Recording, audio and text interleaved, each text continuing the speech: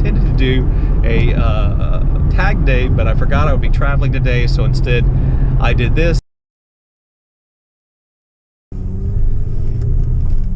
Hello and welcome back to Bookish, and welcome to what is really just going to be a ramble about public education, primarily focusing on controversy surrounding public education in the United States of America today, because I live in the United States and there is a lot of controversy surrounding what is taught, what should be taught in public schools in the United States of America. And really, I see this as kind of symptomatic of a conflict which has been going on for really throughout American history, but which seems to, the tide of which seems to have turned in a definite direction over the last, 20, 40 years. And that's a conflict between individualism and collectivism. So, as quickly as I possibly can, public education in the United States of America really started off, as we think about it, with schools paid for by taxpayer dollars, with compulsory education, with a curriculum set by some governing body, whether it's a local school board or, as true now, some kind of a state school board or state government officials deciding what's going to be taught. That all began, again, talking here about public schools, taxpayer funded, compulsory attendance public schools. That all really began because industry realized that the more educated their workers were, the better, more efficient their workers were.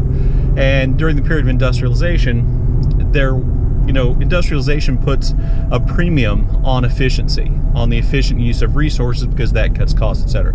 So public education really began, as we think about it in the United States today, with this push from industry to create education so that their workers would be more efficient. And that meant that the things public education emphasized were things that businesses wanted. This is one reason why public education seemed obsessed with attendance, why public education dismissed classes with a bell or a signal, why they taught, public education still does teach the virtues of being on time and getting your work done by a certain deadline, and doing hard work or doing good work, and wanting to do your best work, because these are all things that industry wanted. And it's not that those things are bad in a societal way in general. Now, in the United States, when immigration, particularly after the Civil War, when immigration really took off and we began getting immigrants from Eastern Europe and Southern Europe, and increasing number of immigrants from Asia and from Central and South America, with that beginning to take place, then we added to those basic ideas of what should be taught, or the virtues should be taught, we added the idea of teaching American history and the American system of government, because we wanted to use schools to literally indoctrinate, we use a conservative word, to indoctrinate the kids of immigrants so that they would become Americans, so that they would grow up to be democracy-loving, Constitution-supporting, Americans who believed in American history. So it shouldn't really surprise us then that the version of American history taught beginning in the late 19th century and really all the way through the middle of the 20th century was a version of American history which emphasized the greatness of the United States of America, which hid the flaws, which ignored the aspects of the Founding Fathers, which we know are incredibly awful things that they did, while also doing the great things they did to establish the United States of America. It's not a surprise that those things were hidden. But we use public schools then to, indoctrinate young people into being good Americans. We still teach civics and American history in public schools for essentially that reason. I used to tell my kids all the time, taking my American history class, taking an algebra class might make you a better worker, but my class makes you a better American, because literally I taught American history. Now, sometime, in the 60s, 70s, we begin to see, the emergence of American history was far more critical of our past, It's not a coincidence. This happens at the same time as the Civil Rights Movement, etc. We see this emergence of a teaching of American history that was far more critical of the Founding Fathers, far more likely to explore, the horrors of racism and slavery and all those kinds of things. Those topics became more common, and those begin to work their way into the curriculum. I, of course, think that's a great thing. If you're going to love somebody, I love my wife. Is my wife perfect? She's pretty close, but she's not. There are things she does that might irritate me, and we do have problems from time to time, but I still love her. So I don't think it hurts our love, if that's where you want to go. I don't think it hurts the love of country to teach the truth about the country. If anything, it teaches us to, be critical of the past, to be critical of, propaganda and what people are teaching us. And I think those things are valuable things that we can get from American history. I'm not a believer in, like I saw somebody say recently on a YouTube channel, history doesn't repeat, but it rhymes.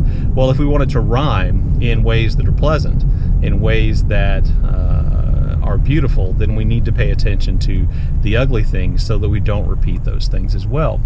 In the 1950s, we began to put an emphasis, in the 60s, we began to start this emphasis on STEM, which is what we call it now, science, technology, engineering, and math, I think. Anyway, that's what we put our emphasis on, and that really kicked into high gear in the early 2000s in the United States. And the result is we saw a declining emphasis on things like civics and literature and teaching of American history. And increasingly, those courses seem to be less important to my students and to their parents than trigonometry or physics.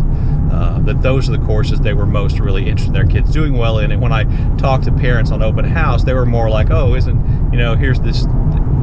your class kind of charming in its quaintness, teaching about American history, when what's really important is all this other stuff? So I felt like there began to be a de-emphasis on teaching historical knowledge. I don't mean dates, but on teaching the historical knowledge, the real history of the United States. And I think, as a consequence, one of the things we see is not that, young people have grown up hating the United States of America, but that a generation of Americans have grown up not really understanding the truth and not really understanding how the United States government works. Which brings me then to my topic of individualism versus collectivism. So in liberal democracies, there's a balance that has to be achieved between government power and individual rights. Those are the two opposing sides of the scale, I think, in terms of what the government should do, what it can do, what it cannot do. In the United States, those things start off with the Bill of Rights, the first 10 amendments to the Constitution, which essentially put restrictions either on things the government can't do or on things the government has to provide. So the difference between those things, the difference between a civil liberty and a civil right. So the right to free speech or free expression in the United States is a civil liberty. The right to a trial by jury is a civil right. One you have innately, one the government has to provide to you because you are a citizen and you're supposed to be treated equally. So you have this balance then between individualism and collectivism. And we have at various points in time gone back and forth. And I think one way to, maybe more effectively look at the way politics, at least in the United States, works, and maybe to a certain extent in Great Britain, is that rather than seeing the competition or the political contest that exists between the parties in the United States, Democrat and Republican, as a contest between liberals and conservatives, to think about it as a contest between those who believe in collective action and those who believe in individualism.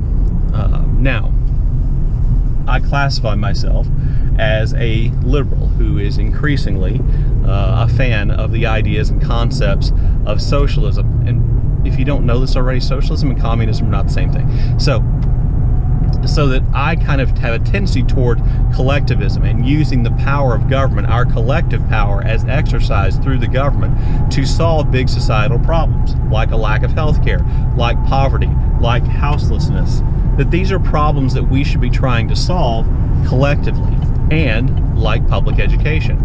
Okay, that public education is really one of the more remarkable things I think the United States has ever done, in the sense that we engaged in this huge kind of social experiment where we said we are going to pay for schools for all students regardless of their income level. At least in theory, this is what we did. Regardless of their income level, we are collectively going to collect taxes, and we are going to pay for the education of students of all kinds, and that every student in the United States has the right to a free and appropriate education. That is actually the kind of guiding principle behind public education in the United States.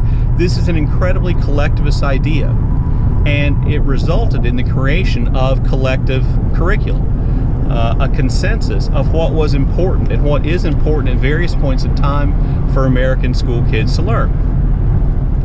And that's where curriculum comes from. It comes from that consensus of what's important, and curriculum should change with the times. But what we see increasingly is that people we call conservatives, which I'm just going to call individualists, are increasingly looking at public education saying, no, schools shouldn't teach what collectively we've decided should be done. They should teach what I think I want my kid to learn. Well, you can see why that doesn't work in a public education setting. And that's why you see conservative politicians attacking public education. You know, they may say, oh, they're indoctrinating our kids to, you know, believe or hate the United States of America because they're teaching critical race theory. I'll point out, A, that's not going on. What they're calling critical race theory is just the teaching of American history. But they're saying parents should have the right to decide what their kid is taught. I'll point out that white parents didn't have a problem with collectively deciding what should be taught as long as they thought it were things that, you know, glorified and raised up or increased the power of white people. And rich people, who, if they didn't want their kids to be involved in that, they sent their kids to private school, and therefore they avoided public school curriculum. But this approach to education as an individual thing has led to the growth of homeschooling in the United States. I have to tell you, I have no problem whatsoever with homeschooling. I don't. And I know people who've homeschooled their kids, and their kids have emerged from that homeschooling experience to be brilliant, compassionate, open-minded young people. And that's great. And their homeschooling is no bar to their success. But the idea that every parent has the time, the willingness, the knowledge base, the commitment to provide their kid with this education, which we as a society need them to have. You know, an education which says government officials have to be bound by the law, that they can't break the law, that they can't just decide that an election was unfair and then decide to overturn it because they did, or a public education or an education system which tells young people that, you know, just because you have the right to keep and bear arms doesn't mean you have the right to decide when the United States government is behaving tyrannically and then oppose them with deadly force.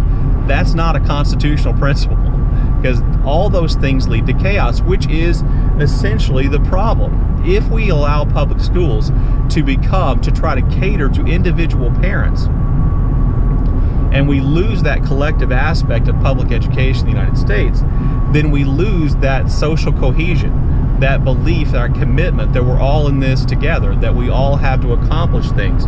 And, you know, you don't have to look too far in, you know, the major founding documents of the United States of America to find collectivist thinking. In the Declaration of Independence, Jefferson says, we hold these truths to be self-evident, that all men are created equal, endowed by their Creator with certain inalienable rights, that to secure these rights, governments were formed, deriving their just powers from the consent of the governed. That is a collective statement, that we all have rights, and we all came together to create a government that was capable of protecting our rights collectively. If you take that and then look at the Constitution begins with the preamble. We, the people of the United States, in order to form a more perfect union, establish justice, ensure domestic tranquility, provide for the common defense, promote the general welfare, and secure the blessings of liberty to ourselves and our posterity, to ordain and establish this Constitution. That is a collective statement. It is a statement of belief that collectively we need to create certain institutions and solve certain problems. We need to provide for the common defense. We need to promote the general welfare. It is a collective statement.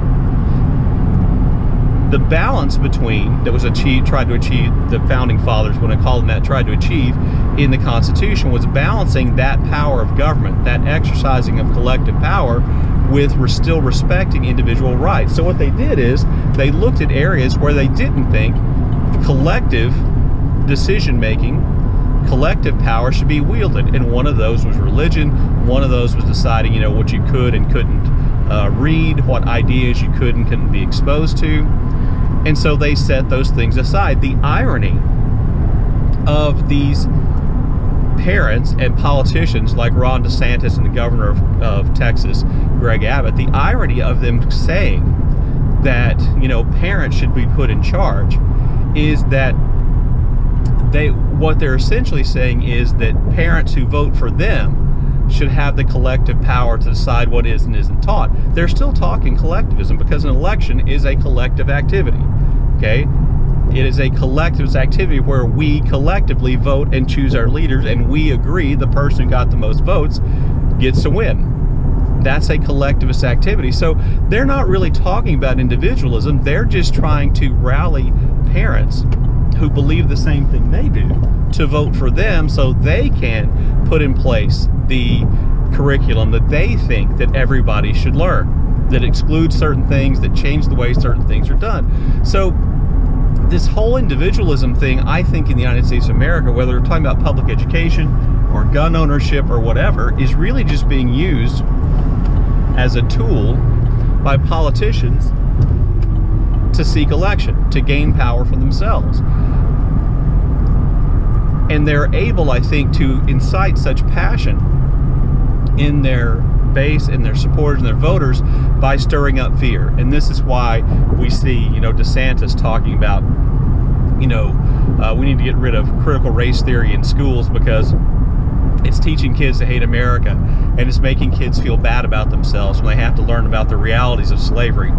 I got news for you. Education is supposed to challenge your ideas. You are supposed to be challenged, and yes, that means sometimes you have to be made uncomfortable. Particularly the older you get in public education, you have to be challenged. Your values, your ideas have to be you have to put your ideas under a microscope. And if you live in a bubble, like I think is potentially true with homeschooling, and you see the values your parents want you to see, then you never break free, and you never develop the ability to think for yourself, and you become exactly what these politicians who rail against critical race theory and gender studies things in public schools, you become exactly what they claim they don't want you to be, but exactly what they want you to be, which is somebody who does not think critically. Now remember, go back to what I said about the beginning of public education in the United States, when I mentioned that public education in the United States really began because of a push from industry, because industry wanted workers who were more educated, because better educated workers were better problem solvers and therefore better employees, and they were more efficient. That was true when jobs were being created in factories, when we had industrialized jobs. Now if we see big money interests backing getting away from public education, it must also mean that business, industry, finance no longer sees a value in educating everybody. And that should terrify you. And that's why they put their money behind politicians who are trying to destroy the public school system, because those businesses pay taxes that support public schools, and guess what they would like not to do? They would like to not pay taxes to support public schools. And since they no longer see those public schools as valuable to them, and they're convinced that the wealthy elite will be able to still educate their kids, enough kids in a way which makes them important workers, within the industry, then they're willing to let everybody else go, and they're willing to destroy the public school system, and they're willing to say whatever they want to say. But I've got, news for you. Unless you're in that elite class, when public schools go, you and your family and your kids and future generations in the United States of America will suffer. That will happen because we will have swung the pendulum too far against collectivism and too far in favor of really what is faux or fake individualism. Anyway, there you go. There is my Tuesday ramble. I hope it makes sense. I'll edit together later and see. Anyway, I look forward to your comments in the comment section below. As always, thank you for watching.